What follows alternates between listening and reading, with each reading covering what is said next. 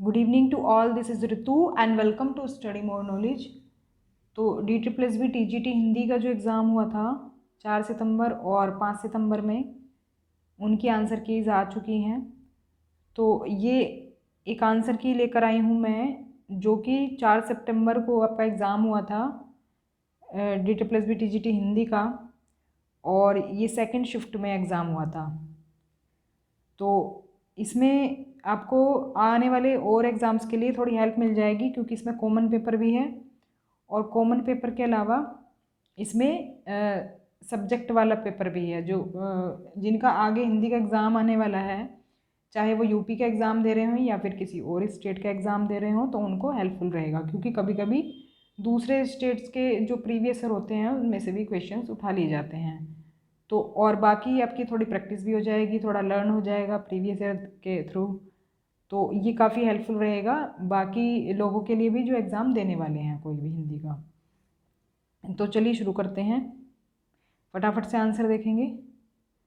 तो रीजनिंग का सेक्शन है पहले, तो इसमें ऑप्शन नंबर ए करेक्ट हो जाएगा। इसमें शेप दी हुई हैं,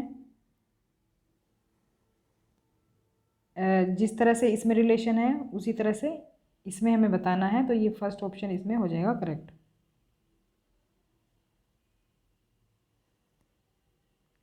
सेकंड क्वेश्चन है, उस विकल्प का चयन करें जो तीसरे पद से उसी प्रकार संबंधित है जिस प्रकार से दूसरा पद पहले से संबंधित है। तो इसमें हो जाएगा ऑप्शन नंबर ए करेक्ट। इसके बाद है क्वेश्चन नंबर 3। ये सिलोक्स के क्वेश्चंस होते हैं जो कि, और इसमें कुछ कथन वगैरह भी दे दिए जाते हैं, कथन उपकथन वाले होते हैं क्वेश्चंस। तो इसमें आपको थोड़ी सी प्रैक्टिस करने की ज़रूरत होती है कथन और निष्कर्ष वाले क्वेश्चंस में, तभी आप इनको अच्छे से कर पाएंगे। तो इसका ऑप्शन नंबर सी करेक्ट हो जाएगा। क्वेश्चन नंबर 4 में गलत पद बताना है, ऑड वन आउट वाला क्वेश्चन है ये, तो ये हो जाएगा 334, इसमें ऑड आंसर हो जाएगा। तो दिए गए विकल्पों में से 3 एक निश्चित तरीके से समान है, हालांकि एक विकल्प अन्य 3 की तरह नहीं है, उस विकल्प का चयन करें जो अन्य से अलग है। तो ये हो जाएगा B option, RTS is to HST। तो ये होता है, ये अल्फ़ाबेटिक सीरीज़ के थ्रू हम इसे करते हैं। पहले इन अक्षरों की नंबरिंग कर ली जाती है, कौन से नंबर पर कौन सा अक्षर है, उसके बाद ये इजीली सॉल्व हो जाते हैं। फिर ये कोडिंग डिकोडिंग का आ गया है, इसमें ऑप्शन नंबर सी करेक्ट हो जाएगा। वेन आरेख वनस्पति विज्ञान, जीव विज्ञान और विज्ञान के बीच के संबंध को अच्छा दर्शाता है, तो ये हो जाएगा ऑप्शन नंबर सी। इसके बाद 8 क्वेश्चन है, इसमें पूछा है कि किसमें ये आकृति सन्निहित है, मतलब किसमें ये आकृति दिखाई दे रही है आपको। तो ये यहाँ पर दिखाई दे रही है इस तरह से कुछ, और ये ऊपर ऐसा बना हुआ है। तो इस तरह क्वेश्चंस अक्सर पूछे जाते हैं इसके एग्ज़ाम में। फिर है क्वेश्चन नंबर 9, दिए गए विकल्पों में से 3 एक निश्चित तरीके से समान है और एक मतलब ऑड वन आउट हमें पहचानना है, तो वो बी ऑप्शन हो जाएगा करेक्ट। फिर है देखो, ये जो क्वेश्चन है ना, इसमें योग्यता दे दी जाती है किसी भी उम्मीदवार की, और उसमें पूछा जाता है फिर उससे रिलेटेड क्वेश्चन। तो इस तरह का क्वेश्चन आपको हर ऑलमोस्ट सभी एग्जाम्स में इसके DSSB के देखने को मिलेगा कॉमन पेपर में। तो ये वाला क्वेश्चन की प्रैक्टिस कर लेंगे आप, तो इसमें ऑप्शन नंबर सी करेक्ट हो जाएगा। हवाई जहाज जिस तरह से पायलट से संबंधित है, जलयान किससे संबंधित है, तो ये नाविक से संबंधित है, बी ऑप्शन करेक्ट होगा। फिर है, इसमें निम्नलिखित में से कौन उन शिक्षकों का प्रतिनिधित्व करता है जो क्रिकेटर हैं लेकिन दार्शनिक नहीं हैं। क्रिकेटर होने चाहिए, दार्शनिक नहीं होने चाहिए, और शिक्षक भी होने चाहिए। तो इन दोनों में जो कॉमन हो उसका हमें चयन करना है, इसमें इन दोनों में कॉमन होना चाहिए। तो ये हो जाएगा आर, क्योंकि ये दार्शनिकों का है ये वाला ट्राइंगल, तो ट्राइंगल से जो बाहर है और जो इन दोनों शेप्स में आ रहा हो वो आंसर हो जाएगा। फिर है प्रश्न में दिए हुए घन को मोड़ने पर निम्नलिखित में से कौन सी आकृति नहीं बन सकती। तो ये ऑप्शन नंबर ए इसका हो जाएगा करेक्ट आंसर। फिर है श्रृंखला में गलत पद पहचानिए। ये हो जाएगा 34.5। उस विकल्प का चयन करें जो तीसरे पद से उसी प्रकार से संबंधित है जिस प्रकार से दूसरा पद पहले पद से संबंधित है। ये हो जाएगा ऑप्शन नंबर 4। चतुर्भुज में 4 भुजाएं होती है, षटभुज में 6। यदि कमरा को घर कहा जाए, घर को बिस्तर कहा जाए, बिस्तर को खिड़की कहा जाए और खिड़की को दरवाज़ा कहा जाए तो व्यक्ति किस पर सोएगा। खिड़की पर, क्योंकि बिस्तर को खिड़की कहा गया है। दिए गए शब्दों को उस क्रम में व्यवस्थित करें जिस क्रम में शब्दकोश में होते हैं। तो ये हो जाएगा 1 2 4 3 5।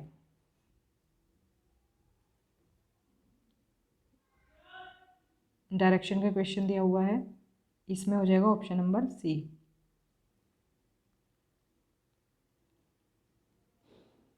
इसमें हो जाएगा ऑप्शन नंबर ए करेक्ट। कथन और कारण वाले कई क्वेश्चन आ गए हैं इसमें। अब ये देखो सीरीज़ का क्वेश्चन दे दिया है इसमें, इस तरह की सीरीज़ के क्वेश्चंस भी अक्सर देखने को मिलते हैं। तो इसमें हो जाएगा 4, ऑप्शन नंबर सी ये वाला। जनरल अवेयरनेस का क्वेश्चन देख लेते हैं। नोकरेक राष्ट्रीय उद्यान किस राज्य में है। मेघालय में। निम्नलिखित में से कौन सा अम्ल ग्रामीण भारत में सांपों के संक्रमण को रोकने के लिए व्यापक रूप से उपयोग किया जाता है। कार्बोलिक अम्ल। चालुक्य राजवंश के शासन को प्रभावी ढंग से समाप्त करते हुए दंती दुर्ग ने निम्नलिखित में से किस राजा को पराजित किया था। कीर्तिवर्मन द्वितीय। फिर है हाल ही में गुजरात में गांधीनगर कैपिटल रेलवे स्टेशन का वस्तुतः रूप से उद्घाटन किस राजनेता ने किया था। तो ये नरेंद्र मोदी हो जाएगा इसका। आइबिस ट्रिलॉजी निम्नलिखित में से किस लेखक की कृति है। अमिताभ घोष। ऐरावतेश्वर मंदिर किस राजवंश के शासनकाल में बनाया गया था। चोल राजवंश। अफ्तानी जनजाति निम्नलिखित में से किस पूर्वोत्तर राज्य की मूल निवासी है। तो ये हो जाएगा अरुणाचल प्रदेश। निम्नलिखित में से किस अम्ल के कारण प्याज काटते समय आंखों में पानी आता है। तो ये हो जाएगा गंधक अम्ल। वित्त मंत्रालय ने 15 जुलाई को राज्यों और केंद्र शासित प्रदेशों को निम्न के लिए 75 करोड़ रुपए जारी किए। तो जीएसटी लागू होने से राजस्व में आई कमी के लिए उन्हें मुआवजा देना।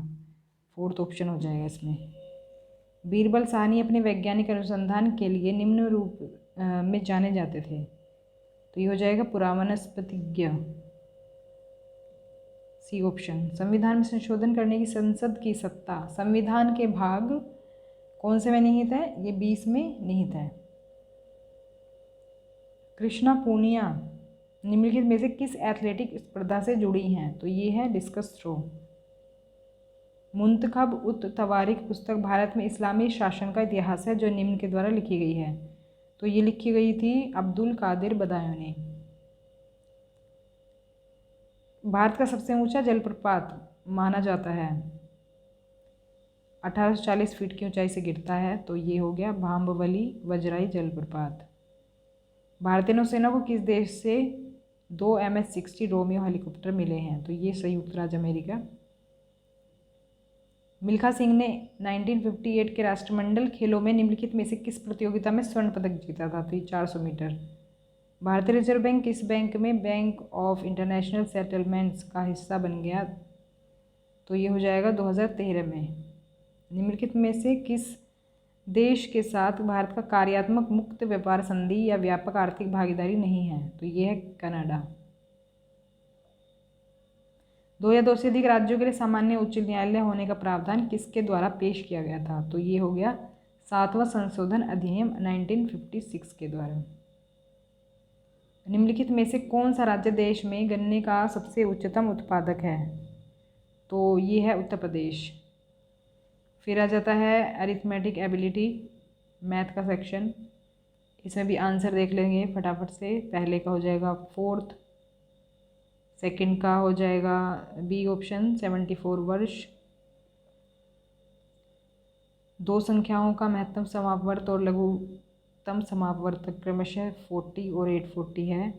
यदि संख्याओं में से 280 है तो दूसरी संख्या है। तो ये हो जाएगा 120। फोर्थ का हो जाएगा थर्ड ऑप्शन।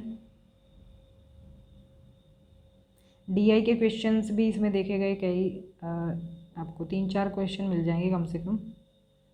तो इसमें क्वेश्चन नंबर 5 का आंसर हो जाएगा डी ऑप्शन। फिर है एक पोशाक का अंकित मूल्य 2500 रुपये है और व्यापारी जो है 15% और D% की 2 क्रमिक छूट देता है। इसे प्रथम को बेचता है, प्रथम उसी पोशाक को अन्य को 20% लाभ पर बेचता है, तो अन्य ने उसी पोशाक के लिए 2244 रुपये का भुगतान किया। डी का मान ज्ञात करें, तो ये 12 हो जाएगा। फिर है क्वेश्चन नंबर 7 का सी ऑप्शन करेक्ट हो जाएगा। और क्वेश्चन नंबर 8 का हो जाएगा सी ऑप्शन। क्वेश्चन नंबर 9 का हो जाएगा डी ऑप्शन। ये देखो DI का फिर से क्वेश्चन आ गया है। ये DI के क्वेश्चन अगर आप चाहते हैं कि मैं कराऊं तो आप मुझे बताएं कमेंट बॉक्स में, क्योंकि ये DI के क्वेश्चन आजकल बहुत आने लगे हैं और ये आपको आने चाहिए। किसी भी एग्ज़ाम में पूछ लिए जाते हैं, जिसमें भी मैथ या फिर रीजनिंग पे तो नहीं, मैथ में ही ज़्यादातर पूछा जाता है ये। तो क्वेश्चन नंबर 10 का हो जाएगा बी ऑप्शन। क्वेश्चन नंबर 11 का हो जाएगा सी ऑप्शन और 12 का हो जाएगा 482। क्वेश्चन नंबर 13 का सी ऑप्शन हो जाएगा और क्वेश्चन नंबर 14 का हो जाएगा सी ऑप्शन। क्वेश्चन नंबर 15 का हो जाएगा सी ऑप्शन और ये टाइमर वर्क का है, डी ऑप्शन इसमें करेक्ट होगा। अंकित मूल्य और लागत मूल्य के बीच का अंतर विक्रय मूल्य का 50% है। यदि छूट प्रतिशत 20% है तो अंकित मूल्य और लागत मूल्य के बीच का अनुपात ज्ञात करें, तो 5:3 हो जाएगा ये। क्वेश्चन नंबर 18 देखो, इसमें भी DI के कई सारे क्वेश्चन देखने को मिले हैं, तो DI काफ़ी इम्पोर्टेंट है। क्वेश्चन नंबर 18 का हो जाएगा डी ऑप्शन, 19 का हो जाएगा सी ऑप्शन और 20 का हो जाएगा बी। फिर जनरल इंग्लिश की तरफ चलते हैं। क्वेश्चन नंबर 1 का सी हो जाएगा। फिर है 4 words are given out of which only 1 word is spelled incorrectly, choose the incorrectly spelled word,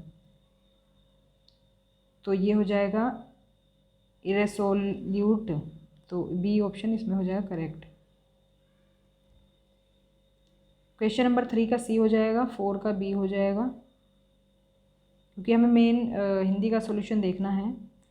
तो क्वेश्चन नंबर 5 का डी हो जाएगा, 6 का ए है, 7 का भी ए है, 8 का ए है, 9 का है ए, 10 का हो जाएगा 4, 11 का हो जाएगा सी और 12 का हो जाएगा ए, 13 का सी, 14 का ए, 15 का सी और फिर पैसेज है। इसमें पैसेज ज़रूर आता है हिंदी और इंग्लिश दोनों के सेक्शन में। 16 का ए हो जाए बी हो जाएगा और 17 का बी हो जाएगा,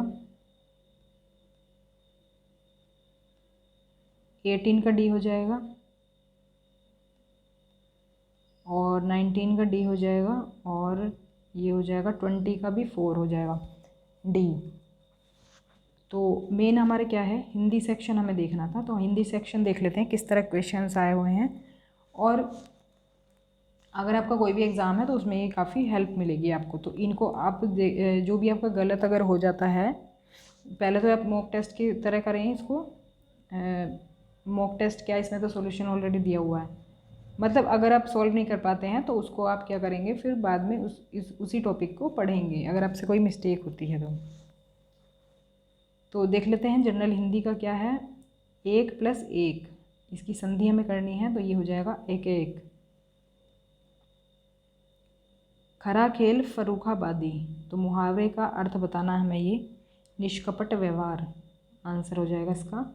क्वेश्चन नंबर 3 है जो प्रत्यय से बने शब्द का सही विकल्प हो उसका चयन हमें करना है, तो ये हो जाएगा शौकीन, सी ऑप्शन। प्रत्यय और उपसर्ग पहचानने की सबसे बड़ी अच्छी पहचान ये है कि मूल शब्द को अलग कर लें। मूल शब्द अलग कर लेंगे तो अपने आप आपको प्रत्यय या फिर उपसर्ग मिल जाएगा। तो इसमें शौक हो जाएगा मूल शब्द और ईन प्रत्यय से ये बना है, तो शौकीन हो जाएगा। बिना रोए तो माँ भी दूध नहीं पिलाती, लोकोक्ति का अर्थ बिना यत्न किए कुछ भी नहीं मिलता, बी ऑप्शन हो जाएगा। काश आज का मैच हम जीत जाएं। तो वाक्य के काल का भेद हमसे पूछा है, तो ये हो जाएगा संभाव्य भविष्यत। क्वेश्चन नंबर 6, शब्द के शुद्ध रूप का सही विकल्प बताना है। तो बाकी सब में कुछ ना कुछ एरर है मात्रा से रिलेटेड, लेकिन अतिथि शब्द जो है बिल्कुल शुद्ध है। आप इधर आइए, तो ये कौन सा जो है वाक्य है, ये है आज्ञार्थक। बी ऑप्शन हो जाएगा करेक्ट। जब हम किसी को आज्ञा देते हैं, ऑर्डर देते हैं, तो उसमें आज्ञार्थक होता है। और शब्द युग्म का चयन करें। इसमें शब्द तो सुनने में एक जैसे लगते हैं, लेकिन इनके अर्थ अलग होते हैं। तो ये हो जाएगा सूची, और सूची का हमें बताना है। सूची मतलब हो गया सुई, और सूची मतलब तालिका। 9 है, सही विराम चिन्ह युक्त वाक्य का विकल्प क्या है। तो ये हो जाएगा पहला ऑप्शन, वह क्या पढ़ता है, क्या लिखता है, क्या याद करता है, यह मुझसे क्यों पूछ रहे हो। क्योंकि ये क्या है, वाक्य लिखे हुए हैं और अल्प विराम है इसमें। तो अल्प विराम है, तो इसलिए हम अल्प विराम का चिन्ह का यूज़ करेंगे। और लास्ट में क्वेश्चन वाचक जो है वाक्य दिया हुआ है, तो इसलिए हमने क्वेश्चन मार्क लगा दिया है। फिर है क्वेश्चन नंबर 10, खेती पाती बीनती और घोड़े की तंग, अपने हाथ संभालिए चाहे लाख हो लोग होए संग। तो लोकोक्ति है ये, और इसका आंसर जो है अपना काम स्वयं करो। जिसे वाणी व्यक्त ना कर सके, तो ये है अनिर्वचनीय। क्वेश्चन नंबर 11 का ये आंसर हो जाएगा बी। उपसर्ग से बने शब्द का विकल्प का चयन करें। तो आपको अलग ही दिख गया होगा, मूल शब्द मैंने बताया था मूल शब्द अलग कर लें। तो इसमें है ये स्वजन। स्वजन में स्व उपसर्ग है, और जन जो है, जन मूल शब्द है। अब धूप होने लगी है, तो इसमें हो जाएगा बी ऑप्शन आरंभ द्योतक। संधि विच्छेद बताना है लोकोक्ति का, लोक प्लस उक्ति।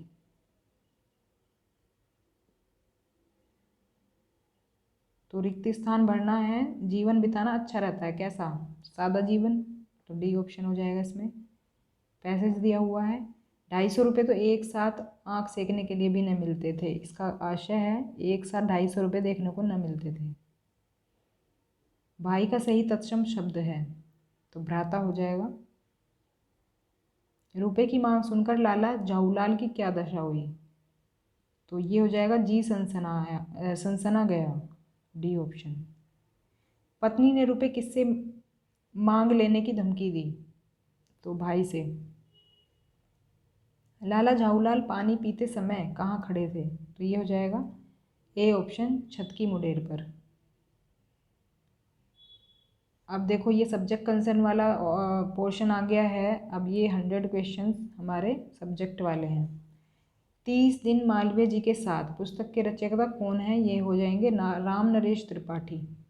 अब देखो कुछ लोग ये पूछते हैं कि रचनाएं कैसे याद करें। रचनाएं पहले तो देखो आप बेसिक पढ़ लो हिंदी साहित्य में, और बेसिक पढ़ने के बाद आप क्या करेंगे, प्रैक्टिस करें ज़्यादा से ज़्यादा क्वेश्चंस की। जब बार बार वो आपके सामने रचनाएं आएंगी, तो अपने आप ही आपको वो लर्न हो जाएंगी जितनी ज़्यादा प्रैक्टिस करेंगे। और जो क्वेश्चन आपसे रह जाता है, उसमें नहीं आंसर कर पाते हैं, उसको आप फिर से पढ़ें। उस आंसर से रिलेटेड जो टॉपिक है ना, उस टॉपिक को पूरा पढ़ें, ना कि बस वही आंसर पढ़ें। पूरा टॉपिक पढ़ेंगे तो क्या होगा, ज़्यादा से ज़्यादा रिवाइज होगा आपका। तो रिवीजन पर ज़्यादा फोकस करें, तभी ये सब चीज़ें याद होती हैं अच्छे से। दहेज प्रथा अनमेल विवाह के दुष्परिणाम का चित्रण प्रेमचंद जी ने निम्न में से किस उपन्यास में किया है, तो ये हो जाएगा निर्मला। समुद्र सतरण कहानी के रचयिता कौन है, जयशंकर प्रसाद। अज्ञेय की शरणदाता कहानी में किसका वर्णन किया गया है, सांप्रदायिकता विरोधी कहानी। निम्न में से कौन सा उपन्यास धर्मवीर भारती जी का नहीं है, चारू चंद्रलेख। यहाँ रहना मना है नाटक संग्रह किस रचनाकार का है, ममता कालिया। किस रचनाकार की कहानी माया दर्पण पर फिल्म बनी, जिसे 1973 का सर्वश्रेष्ठ हिंदी फिल्म का पुरस्कार प्राप्त हुआ? तो ये है निर्मल वर्मा। शिवपालगंज किस उपन्यास से संबंधित हैं? तो ये संबंधित है राग दरबारी। नाटककारों में से किसने आषाढ़ का एक दिन लिखा? तो मोहन रागेश ने। 1921 में असहयोग आंदोलन के दौरान सरकारी नौकरी से त्यागपत्र देने के बाद कौन से रचनाकार पूरी तरह से साहित्य सृजन में लग गए थे? तो ये हैं प्रेमचंद। निराला की उपन्यासों का प्रकाशन की दृष्टि से कालक्रम? तो ये है अप्सरा, अलका, कुल्ली भाट, चोटी की पकड़। तो जायसी का जो आखिरी कलाम है इसमें इन्होंने किस बादशाह की प्रशंसा की है? तो ये है बाबर। मृगावती किसकी रचना है? कुतुबन की। शिवशंभु के चिट्ठे के निबंधकार बाल मुकुंद गुप्त। सोया हुआ जल उपन्यास की विषय वस्तु निम्नलिखित में से किसके साथ संबंधित है? एक सराय में ठहरे हुए यात्रियों की एक रात की कहानी। कौन सा कथन प्रेमचंद जी के विषय में सही नहीं है कि उन्होंने संस्कृतनिष्ठ भाषा का प्रयोग किया? तो ये सही नहीं है। किस रचनाकार ने अपना प्रथम आलोचनात्मक लेख निराला जी की कविता लिखा जो चर्चित पत्रिका चांद में प्रकाशित हुआ? तो ये हो जाएगा B option, doctor Ramvilas Sharma. जीवन काल की दृष्टि से निम्नलिखित नाटककारों का सही क्रम बताइए? भुवनेश्वर, मोहन राकेश और सुरेंद्र वर्मा, मीराकांत। ये ऑप्शन इसमें करेक्ट हो जाएगा। निम्नलिखित में से कौन सा कविता संग्रह अज्ञेय जी का नहीं है? तो ये हो जाएगा कालजयी। देखो इसमें ज़्यादातर रचनाएं पूछी गई हैं, आप देख ही रहे होंगे। तो इस तरह से याद कैसे करें? तो याद करने का देखो कोई शॉर्टकट नहीं है। ट्रिक भी अगर याद करेंगे तो ट्रिक में भी देखो पहले ट्रिक याद करनी पड़ेगी। तो इससे अच्छा क्या है कि आप ज़्यादा से ज़्यादा क्वेश्चंस की प्रैक्टिस करें, तभी आप इन्हें कर पाएंगे। और बार बार फिर उन टॉपिक्स को पढ़ें जो आपसे गलत हो रहे हैं बार बार। चंद्र, सुधा और पम्मी धर्मवीर भारती जी के किस उपन्यास के पात्र हैं? तो ये है गुनाहों का देवता। फिर है पुष्टि मार्ग के प्रवर्तक कौन थे? वल्लभाचार्य। निम्नलिखित में से कौन सी एक रचना ब्रजभाषा में है? तो ये हो जाएगा रस कलश।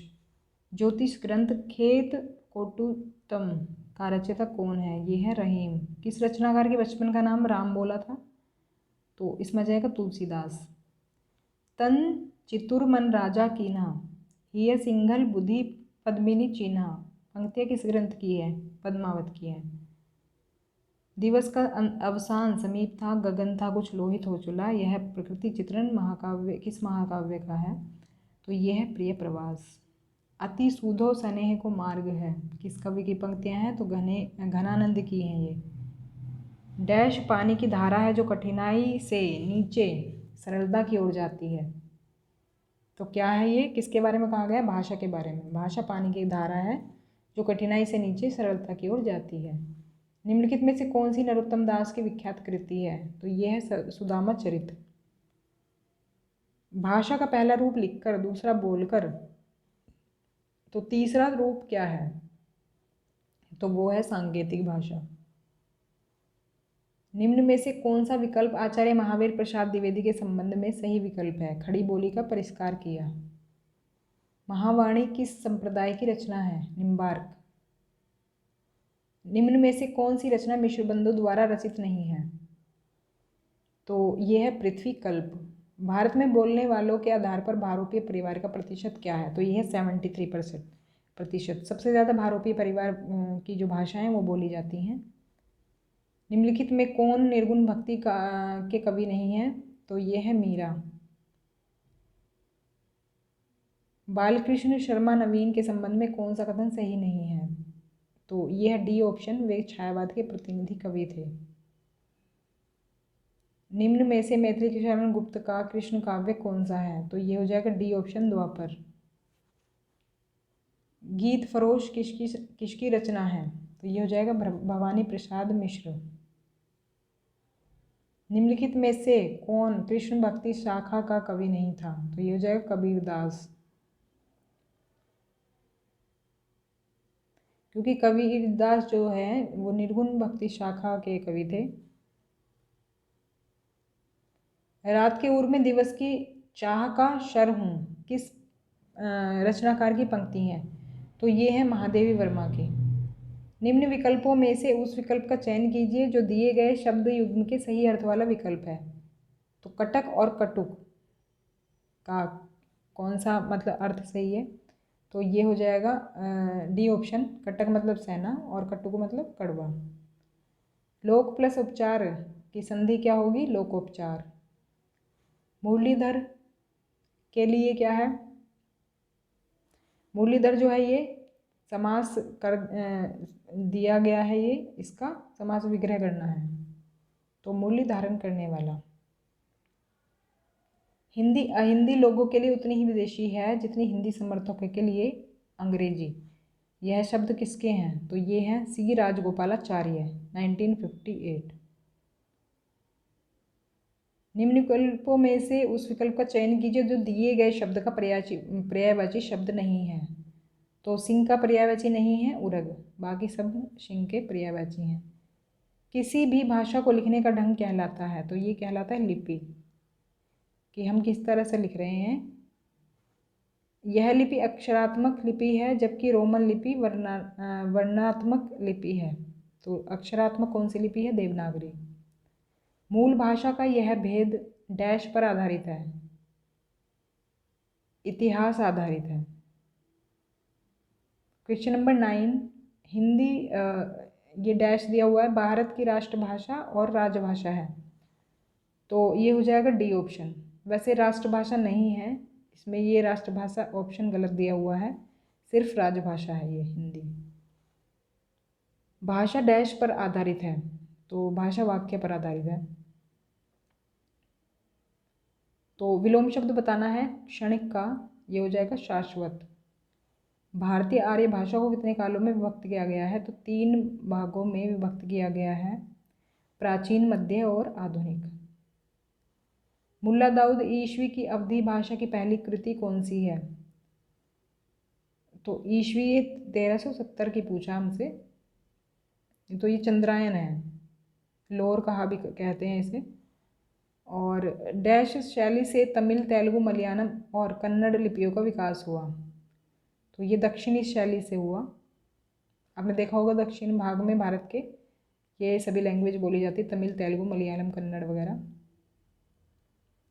डैश शैली से देवनागरी, बांग्ला, गुरुमुखी आदि लिपियों का विकास हुआ, तो ये हुआ उत्तरी शैली से। ये गुरुमुखी आप देखेंगे जो लिपि है ये पंजाबी लिखी जाती है गुरुमुखी में, पंजाबी भाषा की लिपि है गुरुमुखी। हरीश का संधि विच्छेद होगा हरि प्लस ईश, तो बड़ा ई आएगा इसमें क्योंकि बड़ा ई की मात्रा है इसमें। उपसर्ग से बने शब्द का विकल्प नहीं है, तो ये हो जाएगा श्रवणीय, ये इसमें प्रत्यय लगा है ना कि उपसर्ग। जीवन का बीता हुआ भाग, ये हो जाएगा सी अवस्था। आपने देखा होगा कई सारी अवस्थाओं से हमारा जीवन गुजरता है, जैसे शैशवावस्था, बाल्यावस्था, किशोरावस्था, युवावस्था, वृद्धावस्था, तो एक अर्थी शब्द इसके लिए दिया हुआ है जीवन का बीता हुआ भाग के लिए अवस्था। वर्तमान में संविधान की अष्टम अनुसूची में कितनी भाषाएं सम्मिलित हैं? तो ये हैं 22। श्रवणीय शब्द में कौन सा प्रत्यय है? अणीय, श्रवण हो जाएगा और प्लस अनीय हो जाएगा, अनीय। प्रत्यय से बने शब्द का विकल्प नहीं है, तो ये हो जाएगा समग्र। उसमें अच्छाई थी इसलिए उसका सब जगह आदर सत्कार होता था, तो ये हो जाएगा संयुक्त वाक्य। बीच में जो कंजक्शन से जुड़े होते हैं वो होते हैं संयुक्त वाक्य। यह निश्चित नहीं है कि वह कब आएगा, तो ये हो जाएगा मिश्र वाक्य। इसमें एक आश्रित वाक्य होता है और एक होता है मतलब स्वतंत्र वाक्य होता है, मतलब एक वाक्य इसमें डिपेंड ही रहता दूसरे पे। तंबूरा ले मंच पर बैठे प्रेम प्रताप, साज मिले 15 मिनट, घंटा भर आलाप। घंटा भर आलाप राग में मारा होता गोता, धीरे धीरे खिसक चुके थे सारे श्रोता। पंक्ति में कौन सा रस है? तो ये है हास्य रस, क्योंकि इसमें थोड़ा सा क्या है, मजाक किया हुआ है। निम्न विकल्पों में से उस विकल्प का चयन करें जो अधि उपसर्ग से बना शब्द है, तो ये हो जाएगा अध्यक्ष, अधि प्लस अक्ष। उपमा के अंगों में उलटफेर करने से अर्थात उपमेय को उपमान के समान न कहकर उलटकर उपमान को ही उपमेय कहा जाता है, कौन सा अलंकार हो जाता है? तो ये हो जाएगा प्रतीप अलंकार। तो ये उपमा का उल्टा होता है। निम्न विकल्पों में से उस विकल्प का चयन कीजिए जो द्रव्यवाचक संज्ञा का सही विकल्प है। तो ये हो जाएगा डी ऑप्शन, दाल। द्रव्य मतलब है कोई वस्तु वगैरह का जो नाम होता है उसको हम कहते हैं द्रव्यवाचक संज्ञा। कान उमेटना मुहावरे का अर्थ है शपथ लेना। निम्न विकल्पों में से उस विकल्प का चयन कीजिए जो मध्यम पुरुषवाचक सर्वनाम का सही विकल्प है। तो ये हो जाएगा आप। सागर सा गंभीर हृदय हो, गिरी सा ऊंचा हो जिसका मन, इसमें अलंकार कौन सा है? उपमा अलंकार। तो इसके उपमा जो की जाती है सा सी से इस तरह के शब्दों का यूज़ किया जाता है, मतलब उसके जैसा या सा, तो इस तरह के शब्दों का इसमें यूज़ होता है उपमा अलंकार में। उदित उदयगिरी मंच पर रघुवर बाल पतंग, विगसे संत सरोज सब हर्षे लोचन भृंग, इस पंक्ति में अलंकार पूछा है तो ये हो जाएगा रूपक अलंकार। कबहु को हो यही रहनी रहोगे, श्री रघुनाथ कृपाल कृपा ते संत सुभाग गह ओंगो, इसमें रस पूछा है, इसमें शांत रस हो जाएगा। जहाँ न वाच्यार्थ काम करे न लक्ष्यार्थ, अर्थात जहाँ शब्द का न तो लोक प्रसिद्धार्थ काम करे और न ही तत्संबंधी विशेष अर्थ, तो वहाँ कौन सी शब्द शक्ति होती है? तो वो होती है व्यंजना। विधानवाचक वाक्य कौन सा है? जापान एक देश है जिसमें कोई इन्फॉर्मेशन वगैरह दी जाए या ऐसी जनरल कोई एक वाक्य बोल दिया जाए साधारण सा, तो विधानवाचक बोलते हैं उसे। तो वाक्य के अनुसार विशेषण के भेद का सही विकल्प है, क्या है? मुझे खाना बनाने के लिए थोड़ा सा सामान चाहिए। थोड़ा सा मतलब इसमें मात्रा बताई जा रही है, तो परिमाणवाचक विशेषण होगा ये। इसके बाद है विषय द्वारा किए क्रियाएं और वह स्थान जो यश निष्पत्ति में सहायक होते हैं उन्हें क्या कहते हैं? तो ये हो जाएगा उद्दीपन विभाव। निम्न विकल्पों में से उस विकल्प का चयन कीजिए जो भाववाचक संज्ञा का सही विकल्प नहीं है। तो ये हो जाएगा शुद्ध, बाकी सब भाववाचक संज्ञा में आते हैं। संदीप मुझसे कहता है कि मेरे घर आओ, तो कैसा वाक्य है ये? मिश्र वाक्य है। बुरे दिन आना किस मुहावरे का अर्थ प्रतीत होता है? तो तालू में दांत जमना, ये हो जाएगा बुरे दिन आना का मुहावरा। इसके बाद देखो पैसेज दिया हुआ है। अनुच्छेद के अनुसार नदियों की अंतर्वेदी से क्या आशय है? दो नदियों के मध्य की भूमि हो जाएगा इसका आंसर। हमारे देश में बहने वाली नदियों के आदि स्रोत क्या हैं? हिमालय की अनंत हिम राशि। गंगा और यमुना नदियां किसकी साक्षी रही हैं? तो भारत के ऐतिहासिक चैतन्य की। दिए गए विकल्पों में से कौन सा अस्तित्व का समानार्थी शब्द नहीं है? संबंध। दिए गए अनुच्छेद का सटीक शीर्षक लिखिए। हमारी पवित्र नदियां।